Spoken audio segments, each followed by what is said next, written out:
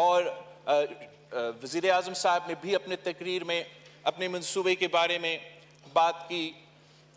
قائد حزب اختلاف نے اپنے موقف ان ایشوز پہ ضرور بات کیا، مگر پاکستان کی عوام کو وہ پوائنٹ نہیں پہنچ سکا. اس لیے افسوس کے ساتھ چاہے وہ اس طرف کے بیک بینچرز تھے یا اس طرف کے بیک بینچرز تھے، وہ دونوں صاحبان کی تقریر کے دوران احتجاج کر رہے تھے. دوسرا، قائد حزب اختلاف احتجاج کر رہا ہے کہ اس کے سپیچ جو ہے وہ پی ٹی وی پہ نہیں دکھایا گیا. اب یہ جو روایت خان صاحب نے ڈالا تھا، میرا خیال میں اس روایت کو ہمیں برقرار نہیں رکھنا چاہیے اور اس ہاؤس کے ممبران کی تقریر کو ضرور لائیو چلنا چاہیے. بسم اللہ الرحمن الرحیم. Thank you mister speaker. کیا کہوں، انگریزی میں ایک کہاوت ہے کہ history repeats itself, first as a tragedy and then as a farce. تو میرا خیال میں ہم we've reached the farce stage or the farcical stage in Pakistan's long and arduous democratic journey. میں اپنا خاندان کا تیسرا نسل کا نمائندہ ہوں جو اس ہاؤس میں اس بار دوسری دفعہ کے لیے منتخب ہوا ہوں. آپ سب جو خاص طور پہ جو نئے ممبرز ہیں، میں ان کے ساتھ یہ بات شیئر کرنا چاہوں گا کہ جب آپ نیشنل اسمبلی میں پہنچتے ہو اور اس انٹرنس سے آپ مین انٹرنس سے جب آپ اندر آتے ہو تو اس کے اوپر ایک تختی لگا ہوا ہے. اس بلڈنگ کا جو فاؤنڈیشن سٹون ہے، اور اس فاؤنڈیشن سٹون پہ وہ اس فاؤنڈیشن سٹون شہید ذوالفقار علی بھٹو نے لگایا.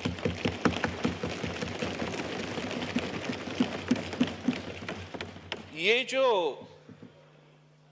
ہال ہے، یہ جو ایوان ہے جناب اسپیکر، یہ نہ میرا ہے نہ ان کا ہے، ہم سب کا ہے.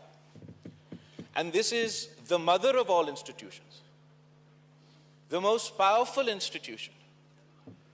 And اگر اس ہاؤس کے تمام ممبرز یہ بات سمجھے کہ اگر اس جمہوری ادارہ کو ہم طاقتور بنائیں گے تو ہم اپنے آپ کو، خاص طور پہ پاکستان کے عوام کو طاقتور بنا رہے ہیں، اور جب ہم اس ادارہ کو کمزور کرتے ہیں تو ہم نہ صرف اپنے آپ کو مگر اس وفاق کو، اس جمہوری نظام کو کمزور کر رہے ہیں.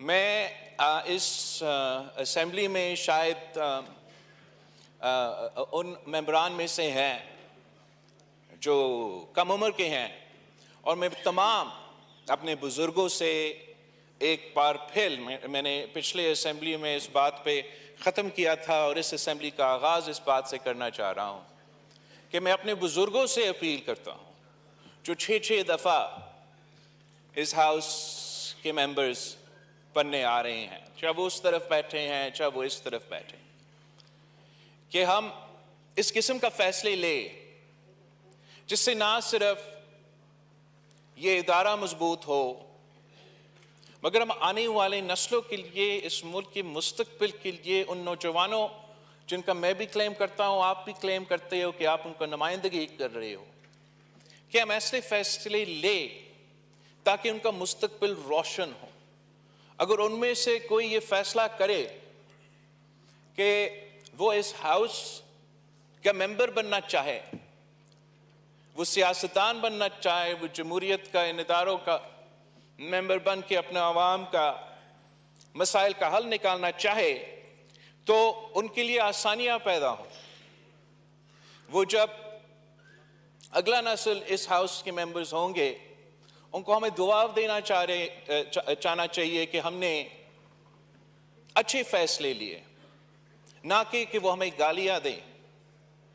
یہ کس قسم کے لوگ تھے جنہوں نے اپنا ہی ادارہ کو، اپنا ہی جمہوریت کو، اپنا ہی ملک کو کمزور کر دیا ہے.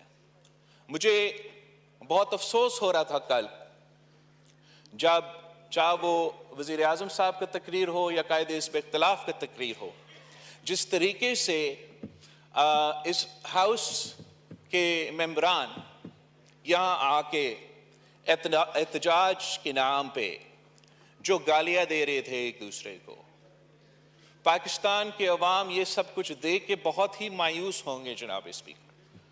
اس لیے اس وقت وہ ہمارے طرف دیکھ رہے ہیں، اور پاکستان جس خطرہ میں ہے، میں سمجھتا ہوں کہ ہم ایک بہت ہی خطرناک مرحلے پہ پہنچ چکے ہیں۔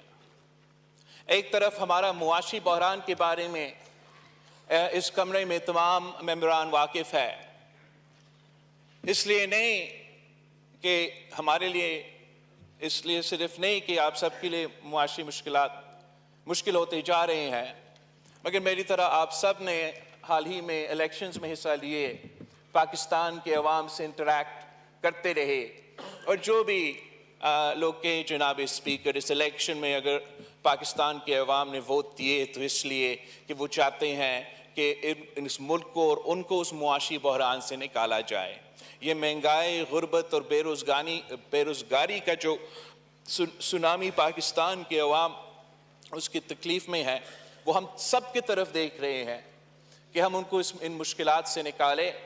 اور وزیر اعظم صاحب نے بھی اپنے تقریر میں اپنے منصوبے کے بارے میں بات کی، قائد حزب اختلاف نے اپنے موقف ان ایشوز پہ ضرور بات کیا، مگر پاکستان کے عوام کو وہ پوائنٹ نہیں پہنچ سکا۔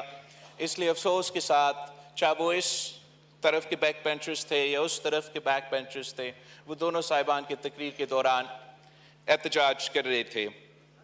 دوسرا، قائد حزب اختلاف احتجاج کر رہا ہے کہ اس کے سپیچ جو ہے وہ پی ٹی وی پہ نہیں دکھایا گیا۔ اب یہ جو روایت خان صاحب نے ڈالا تھا، میرا خیال میں اس روایت کو ہمیں برقرار نہیں رکھنا چاہیے، اور اس ہاؤس کے ممبران کی تقریر کو ضرور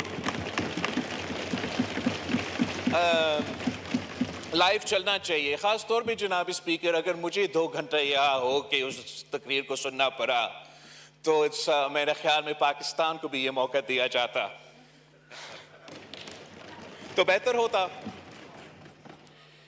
میں چاہ رہا تھا کہ میں اپنا سپیچ کا آغاز اس بات سے کروں جناب اسپیکر کہ میں جو پاکستان پیپلز پارٹی کے کارکن اس الیکشن کیمپین میں جن پہ حملے ہوئے، کچھ ان میں شہید ہوئے، میں ان کا ذکر بھی کرنا چاہ رہا ہوں۔